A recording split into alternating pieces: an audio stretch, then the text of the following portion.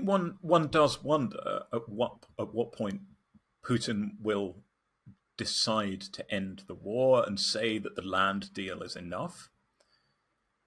And yet all the signs are that he continues to pursue this maximalist policy of wanting to really subjugate Ukraine in a much more thorough way. And I think from what we're hearing from the Kremlin, ultimately, whatever deal we end up with, whether it's troops on the ground, whether it's economic support from Europe, the Kremlin will have a problem if there are roadblocks in the way of Putin and his allies being able to take advantage of a rump Ukrainian state, which will be in a demographically, economically, and militarily very fragile situation in the wake of the war. And how realistic is the support that the West is offering, especially this idea of US air support that Donald Trump himself was floating? Are the Russians ever going to agree to something like that? I don't think they will agree to it, and so it is up to Western leaders to make them agree to this, right? This is not a negotiation around a losing Ukraine, a Ukraine that has surrendered. Putin is stuck in this war. He can't really get out of it. His country's economy and broader society is currently completely enveloped in this war. And if he ends the war very, very suddenly, he will have a big vacuum in the economy. And therefore, he's going to keep looking for ways to get out of this and ways to perpetuate the war. But right now, the West is not signaling any sense of really taking the idea that they would actually defend Ukraine in the case of further Russian attacks seriously. Because any security guarantee in any context, even outside of Russia, Ukraine, rests on both parties believing that the guarantee is real. And that if push comes to shove, somebody will press the button, send in the troops, launch the air defenses. And it's been very clear that the Russians just don't think that the West will do it. They didn't think that the West would really come to support Ukraine in February 2022. They were very surprised by the initial unity and the initial flood of support that came in the first 6 months to year of the war. But now they've been looking at the way that we've been fragmenting, falling into argumentation. The European leaders, even today, are arguing over the detail around what the coalition of the willing, as it's being labeled, might be willing to do. Donald Trump's promises seem to change from week to week.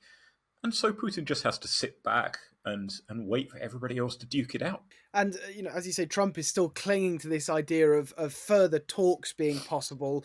He wants a bilateral with Zelensky and Putin and then a trilateral with Zelensky, Putin himself. So far, the only thing Putin has offered is for Zelensky to come to Moscow. I think pretty much everyone in Ukraine recognizes that as being quite disingenuous.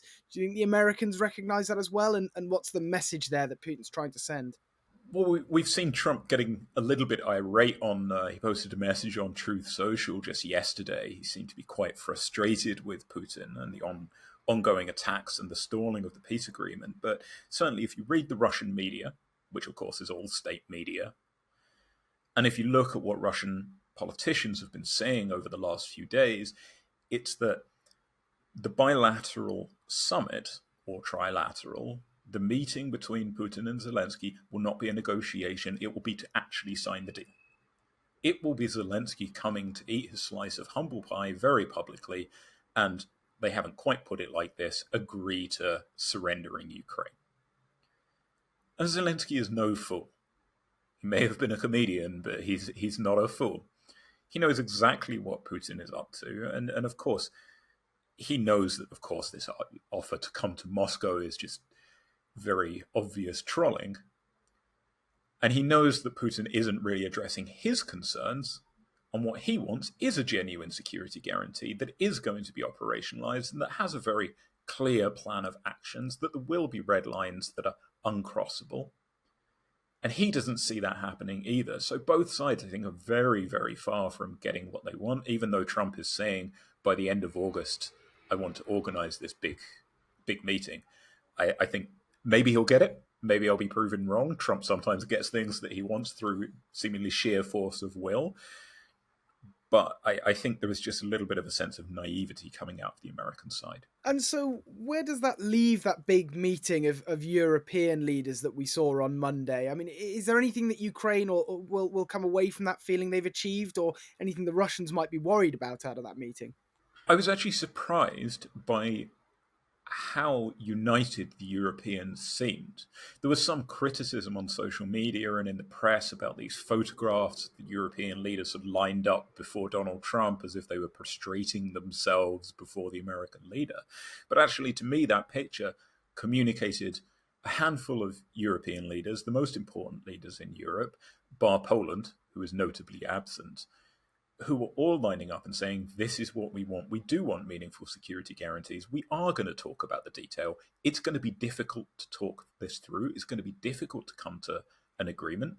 But if you think it's going to happen just as a photo op in Hungary or Switzerland, which have been mooted as possible locations for a Trump, Putin, Zelensky meeting, that's not the way that it's going to be. We have to get serious. And so I think Putin will be, if not terrified by this, then he will be frustrated that some of the disagreements and fragmentations that we've seen over the last few months in public from European leaders didn't come to the fore, at least on Monday in DC. And as part of that meeting, there are reports of Kyiv drawing up plans to buy around $100 billion worth of defense equipment from the US. Is that something that could only happen after a peace deal, or do you think Kyiv have a chance now after that pretty good looking, at least, meeting with Trump? I think Trump's a transactional kind of a guy. He likes dealing in these simple deals. You pay me money, I give you something. That's the environment that he comes from, business, in terms of business. And I think if the Ukrainians are willing to fork out $100 billion, he'll probably sell them just about anything they want. I don't think he has any moral objection to selling arms to Ukraine. And we've seen him sort of go back and forth over the last couple of months about, is he supporting Ukraine a little bit more? Is he supporting Putin a little bit more? What he really wants always is power and money. And so I think it's a smart play from Ukraine. He gets to announce a big deal. They get some arms. Win-win. And as you mentioned before, we did have that slightly odd from Trump Truth Social post blaming Biden for refusing to let Ukraine strike into Russia. This seems like closing the stable door after the horse has bolted, though, doesn't it? Well, I mean, I don't think we can read too much literally into Trump's posts on social media, which are always stream of consciousness, shall we say. But what's notable about it is this: he's maybe signaling this sort of more emotional response to, and boy, I am reading crystal balls here. It's a guess, right?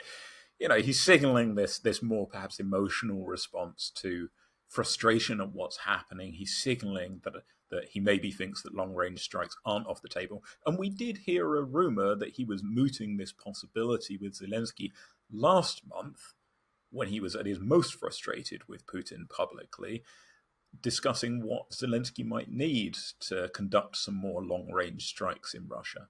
But does any of the discussion we've seen this week really matter? Because a lot of it feels like it's been overshadowed by this unwillingness or inability of Trump to kind of bring pressure to bear on Russia. There's been absolutely no talk since Monday out of the White House about those sanctions that Trump was threatening on people buying, on nations buying Russian oil.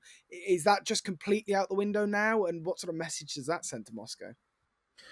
Well, I think you've got it in one, really. The European leaders aren't really putting together anything, and they probably have very little power to do anything to actually limit Russia or force Russia back down. The only person that can do that is Donald Trump. And Donald Trump seemingly, for now, is unwilling to follow through on some of the big threats that he's made. Maybe he thinks threats are enough. Maybe the threats were never serious in the first place. And I can tell you that the Russians just don't take Donald Trump very seriously. They didn't take him seriously when he did his big about turn last month and suddenly came out in support of Zelensky in Ukraine and started threatening Putin. Dmitry Medvedev, the former president, who's still involved in the National Security Council, was pretty dismissive. The Russian media were dismissive. The Russian stock market didn't budge in response to that. And we're seeing the same thing today. The Russians are, if not quite laughing in Trump's face, then taking everything he says with a pinch of salt, because, as I mentioned, just as with the issue of security guarantees, these threats don't matter if the other party don't believe that you're going to follow through. And nobody believes that Donald Trump is going to follow through on imposing sanctions on Russia.